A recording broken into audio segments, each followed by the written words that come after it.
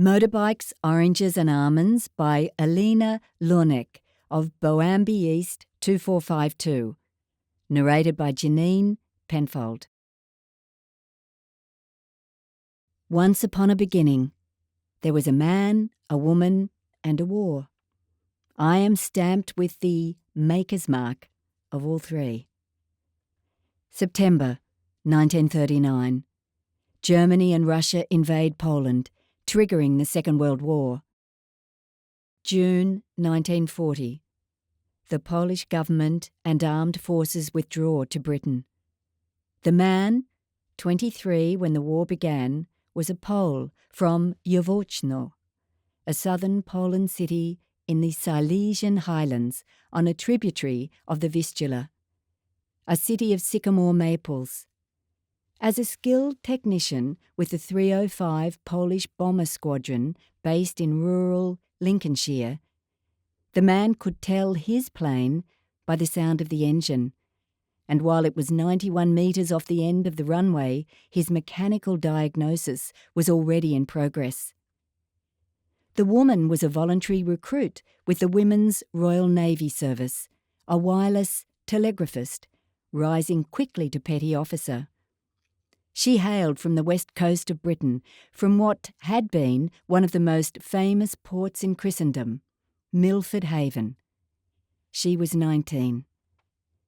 These were my parents, and of them I took the tree roots for my lungs and the sea for my amniotic fluid. In my life, forest and sea have offered me respite from the city's cold, concrete edges. My mother and father met at a dance. She was drawn by his unsurpassed gallantry, zest for life, and unconventionality. Her grace and style drew him, and the fact that, despite what he and other Polish men had been led to believe, British women were not all flat-footed and flat-breasted. She was one of the shapely, pretty ones. He courted her on various motorbikes, restored or partially restored triumphs. My mother loved the thrill of hearing my father well before the seeing of him. Freedom and movement were a joy to them both. This they passed on to me.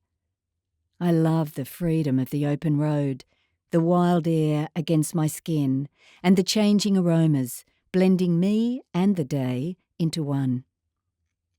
My father was resourceful. Despite rationing, he wooed my mother with sweet, juicy oranges and almonds. He was the sort of man that always knew somebody, a farmer, a local greengrocer. What charm did not bring forth, he brought forth with his ability to improvise parts for tractors and delivery vans with non-existent or poor resources at his disposal. The signet ring he gave my mother was made from aircraft aluminium. A cast metal Polish eagle sat central atop a checkerboard inlay of red and white plastic taken from toothbrush handles. When demobbed at the end of the war, he chose to remain in England rather than return to rubble and the repression and terror of a Poland under Soviet rule. The June 1946 Victory Parade in London was a jigsaw puzzle picture of jubilant crowds and all the Allied nations. But pieces were missing. The Polish units. Roosevelt and Churchill could not risk offending Stalin. My father never harboured bitterness for the betrayal of Churchill's fine words and derelict illusions. He took it with a "taki jest trucie." I bear the bruises and barbs of betrayal much as my father did, not with the vehemence of my mother. Married at the end of the war, within a year my father belonged to the Guild of Watchmakers and Jewellers. Within a few years, spearheaded and funded by my mother's small savings, they set up in business. Such a capable and competent ability to change tack as circumstances dictate is very much a part of me, as is their courage. I have turned the bow of my life to the winds of educator, solo émigré to Australia, jewellery designer, wife, mother, divorcee, single parent, small business owner, cancer survivor, and early retiree. Both always finished whatever they started. Both knew that the way to have a friend is to be one. They knew kindness, a sense of duty, and hard work. All these qualities exist within me. I am in this world as I was born, independent and self-reliant. Home delivery, no midwife.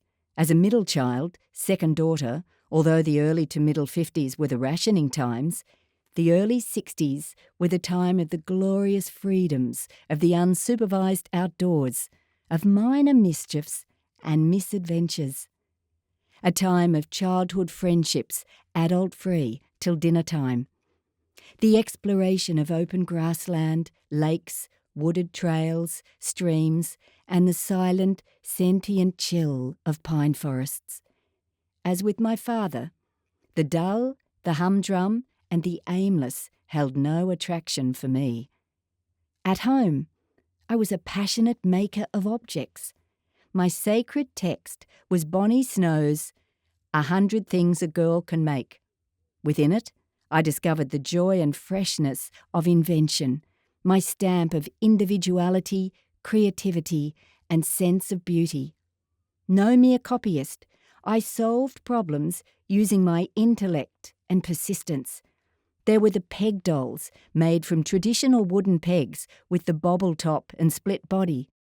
I coiffured with fine wool and dressed in snippets of material left over from the outfits my mother had made for me each Easter. Velvet lace taffeta ribbons. Bulmer's cider bottles with their curvaceous green glass had seashells added and became lamps. From these projects came a solid knowing that I could succeed in anything I set my mind to. Self-mastery, a reassuring way of being in a capricious world. Always I am drawn to my father, although I have so much to thank my mother for. In him, there was a simplicity and gentleness I did not find in my mother. I have her elegance and style, tenacity, polish and refinement, high moral integrity and sense of justice, a strategic intellect, curiosity, and keen judgment. With the lineal registration of life upon my ageing skin, I know so clearly what formed me and held me steady in my uniqueness. In the making of us all, there is no line between what lies in the past and what lies in the present. Always there is repetition and there is rhyme. The end.